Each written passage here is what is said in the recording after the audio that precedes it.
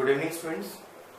आज जो CBSE board ने हमारे पास एक नया मैथमेटिक्स लाया है सामने, अप्लाइड मैथमेटिक्स के नाम से, कॉमर्स और आर्ट्स स्टूडेंट्स के लिए 11th और 12th के लिए, मैं उसकी फर्स्ट क्लास कंडक्ट करने जा रहा हूँ। ठीक है, उसके अंदर आप देखेंगे तो ये बहुत ही बेनिफिशियल है हमारे पास, जो बच्चा कंपटीशन की तैयारी करना चाहता है, कॉमर्स या आर्ट्स बैकग्राउंड वाला। तो इसमें आज का जो हमारे पास सबसे पहला टॉपिक होगा वो होगा टाइम एंड वर्क। बहुत ही आसान है। मैं आपको बता दूं कि जो बच्चा कभी ये सोचता है कि मुझे गवर्नमेंट जॉब में जाना है, गवर्नमेंट जॉब में जाने के लिए ये कहता हूं मैं, ये टॉपिक तो बहुत ही ज्यादा कॉमन है। किसी भी एमएनसी के इंटरव्यू में बैठोगे तो भी वहां के रिटन पेपर में ऐसे कुछ आते ही आते हैं, ये लगा लो आप। चलिए अब देखते हैं, करने का तरीका भी देखेंगे। मैं शॉर्टकट से दिखाना शुरू करूंगा स्टार्टिंग से ही। तो टाइम एंड वर्क के अंदर मैं आपको पहले थोड़ा सा बेसिक बता दूं। मैंने ये कहा, मान लो दो लोग हैं। पहले तो एक चीज याद रखना, यहाँ पे इनवर्स रेशो लगता है।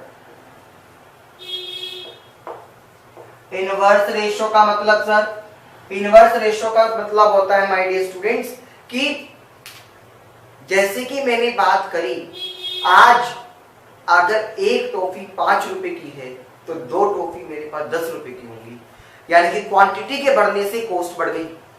वो होता है डायरेक्ट रिलेशनशिप। अब इनवर्स या इनडायरेक्ट रिलेशनशिप क्या होता है? आज मुझे इस बोर्ड पे लिखने के लिए अकेला हूं मैं, तो मुझे 10 मिनट लगते हैं। अगर मैं दो लोगों को और लगा लूं अपने साथ तो काम का ज्यादा जल्दी हो जाएगा, यानी कि टाइम कम लगेगा, लेकिन नंबर ऑफ पर्सन तो बढ़ गए थे। एक चीज के बढ़ने से दूसरी जब डिक्रीज हो जाए, वो मेरे पास इनडायरेक्ट रेशो या इनवर्स रेशो होता है। समझिए, तो टाइम एंड वर्क में ऐसे ही होता है। एक आदमी था ए, एक आदमी था बी। ए अकेला किसी भी काम को 10 दिन में करता है, बी अकेला किसी भी काम, उसी काम को 20 दिन में करता है।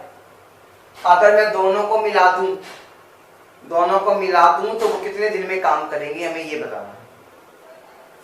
तो सबसे पहले तो आपका एक चीज होती है, आप क्या निकाल लो, इनका LCM. Take LCM of their days. Take LCM of 10 and 20। कितना आएगा? 20 ही आएगा। वो यहां लिख दो। जो आप यहाँ पे 20 लिखते हो ना, यानी कि जो एलसीएम लेकर आया, वो होता है टोटल वर्क। अगर मैं काम को माप लूं कि कितना काम मेरे पास है, तो 20 यूनिट वर्क है मेरे पास। फिर यहां पे निकालते हैं हम एफिशिएंसी स्टूडेंट्स। क्या निकालते हैं? एफिशिएंसी। कैसे? 20 को 10 से डिवाइड किया तो 2 आएगा, 20 को 20 से डिवाइड किया तो 1 आएगा। तो जो ये एरो पे लिखी गई होती है, ये होती है efficiency. Efficiency of a person. Efficiency का मतलब क्या हुआ कि कोई पर्सन एक दिन में कितना काम करेगा। Work done in 1 day, that is called efficiency. यहां तक क्लियर हो गया? अब आपको क्वेश्चन में निकालना क्या था कि ए और बी दोनों मिलकर कितने दिन में काम करेंगे। दोनों मिलकर कितने दिन में काम करेंगे? तो एक बात को सुनिएगा, टोटल वर्क कितना था? 20। दोनों की एफिशिएंसी को ऐड कर दो, 2 + 1 3, उससे यहां डिवाइड कर दो, आपके पास आ जाएंगे नंबर ऑफ डेज। क्लियर हो गया स्टूडेंट्स? अच्छे से आप देख पा रहे हो, ये इन दोनों के दिनों से कम आएगा। तो ये था मेरे पास बेसिक आइडिया। ठीक है, अब इसी बिहाफ पे हम कुछ और क्वेश्चंस करते हैं। क्वेश्चंस को सुनना साथ साथ। ठीक है, मैं बोलता जाऊंगा क्वेश्चन। क्वेश्चन कहता है A and B can complete a work in 10 and 12 days। एक पर्सन A है, एक पर्सन B। A किसी भी काम को 10 दिन में पूरा करता है, B उसी काम को 12 डेज में पूरा करता है, जब अकेले अकेले बेचारे काम कर रहे थे। ठीक है, अब मैंने तो हमेशा ही क्या हुआ है, बाद में करेंगे, क्या निकालना है, पहले इनका एलसीएम ले लो। 10 और 12 का एलसीएम लोगे तो 60 आ जाएगा। ये क्या हो गया? टोटल वर्क हो गया स्टूडेंट्स। आप एफिशिएंसी निकालते हो, 60 को 10 से डिवाइड किया तो 6, यहां पर आ गई एफिशिएंसी 5। ये बात यहां तक तो सबने करना ही करना है हमेशा। आगे क्या कहता है? A and be started together, उन्होंने साथ मिलकर काम शुरू किया, but after 3 days A left the work, find in how many days work will be completed, कि बचा हुआ काम कितने दिन में।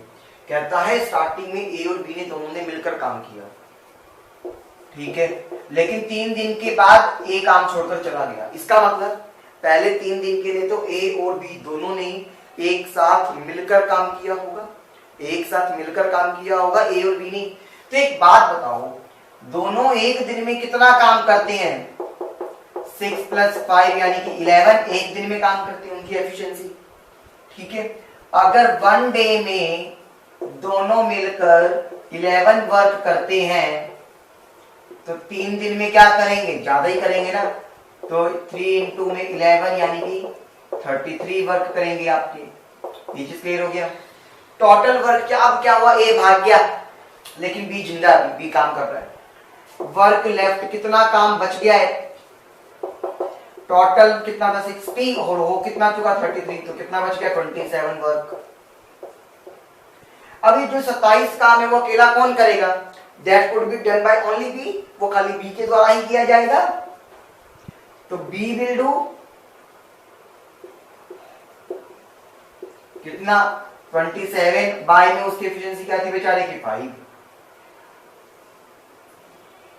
अगर मैं ये पूछता अकेले बी को कितने दिन लगे बाद में, तो इतने, लेकिन टोटल डेज पूछा तो 3 दिन पहले लग चुके थे, 27/5 अब लिखेंगे, दोनों को आप ऐड कर लोगे, वो आ जाएगा नंबर ऑफ डेज, कि कितने दिन लग जाएंगे। क्लियर हुआ स्टूडेंट्स? बड़ा अच्छा लगा, बड़े इंटरेस्टिंग क्वेश्चन आते हैं इसके ऊपर, और बच्चों को स्टार्टिंग में थोड़ा सा डर लगता है, लेकिन हम इसको इतना इजी बना लेंगे। जैसे कि अब एक नेक्स्ट क्वेश्चन है, कहता है ए और बी ने दोनों ने मिलकर काम करना शुरू किया, लेकिन कुछ दिनों के बाद ए काम छोड़कर चला गया।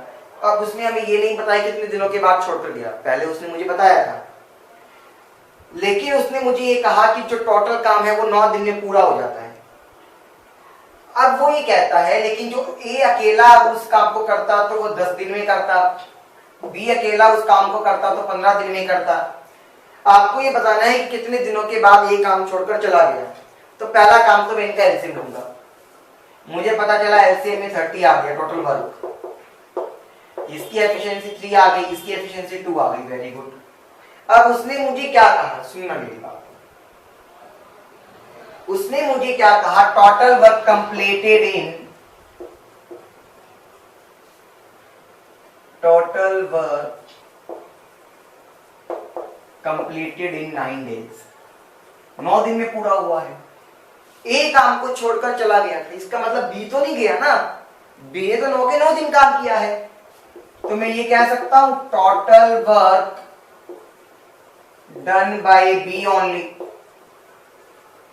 उस बेचारे ने 9 दिन तक काम करा, एक दिन में उसने 2 काम करे थे, तो 9 दिन में कितना करेगा, 18 काम करेगा वो। अच्छा, वर्क लेफ्ट, जो काम रह गया वो कितना हो गया, 30 में से 18 को माइनस यानी कि 12। वो जो 12 काम है वो किसने करा होगा, वो 12 काम ए अकेले ने करा, ठीक है, that would be done bye A only.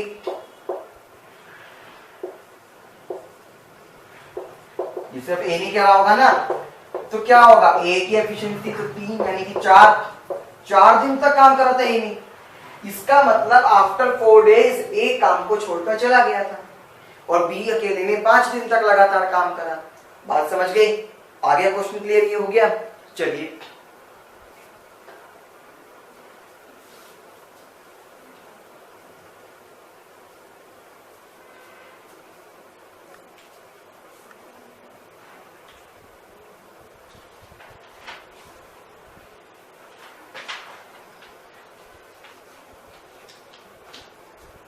अब वो कहता है 3 स्टूडेंट्स या 3 कोई भी आदमी है, एक ए है, एक बी है और एक सी।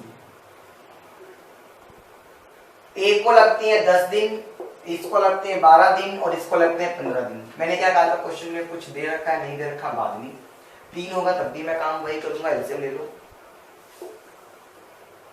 10, 12 और 15 एलसीएम लोगे तो 60 आएगा, वो टोटल वर्क होता है। ये एफिशिएंसी 6 आ गई, यहाँ एफिशिएंसी 5 लिख लो, यहाँ 4 लिख लोगे आप। अब आगे बढ़ते हैं। तीनों ने मिलकर काम करना शुरू किया। After 2 days A left the work, यानी कि तीनों ने मिलकर काम करना शुरू किया पहले 2 दिन के लिए, क्योंकि 2 दिन तक तो कोई भी काम छोड़कर नहीं गया। तो क्या हो जाएगा, 6 + 4 10 प्लस में 5 15। तीनों मिलकर एक दिन में 15 काम करते हैं, तो 2 दिन में कितने करेंगे, 30 वर्क करेंगे। ये बात क्लियर हो गई है। अच्छा, फिर एक काम छोड़कर चला गया। ओके, नेक्स्ट आफ्टर 2 days सी ऑल्सो लेफ्ट, लेकिन उन 2 दिन के बाद ए तो काम छोड़कर चला गया, बी और सी अभी जिंदा थे, उन्होंने भी 2 दिन तक ही काम करा। उसके 2 दिन के बाद सी छोड़कर चला गया, यानी कि 2 दिन तक तो बी और सी अकेले हैं। बी और सी 5 और 4 9, और 2 दिन में करेंगे तो वो 18 काम कर चुके हैं। समझ गए। अब मेरा सी भी काम छोड़कर चला गया, हमको ये बताना है कि टोटल काम कितने दिन में पूरा हो जाएगा। अब बच गया कौन, अकेला बी। अब पहली बात तो ये देखो, जो वर्क लेफ्ट 60 में से 30 और 18 तो हो चुका, 60 में से यानी कि 48 वर्क हो चुका, बच गया कितना, 12 काम। तो बी को कितने डेज लगे होंगे इस बच्चे को काम करने में, 12/5, क्योंकि उसकी एफिशिएंसी 5 थी। तो टोटल डेज अगर मुझे निकालना है, टोटल डेज आपको पता चला 2 दिन तो इसने काम करा, 2 दिन यहां काम करा, और यहां बचे 12/5 दिन। तो आपको पता चला 4 प्लस में 12/5 आ गया। आपने एलसीएम लिया 5 चौक 20 और यहाँ पे 12, तो 32/5 डेज आ गए आपके पास। टोटल इतने दिन लगेंगे उनको इस सिनेरियो के हिसाब से काम करने में। ये सबको क्लियर हो गया स्टूडेंट्स? Thank you.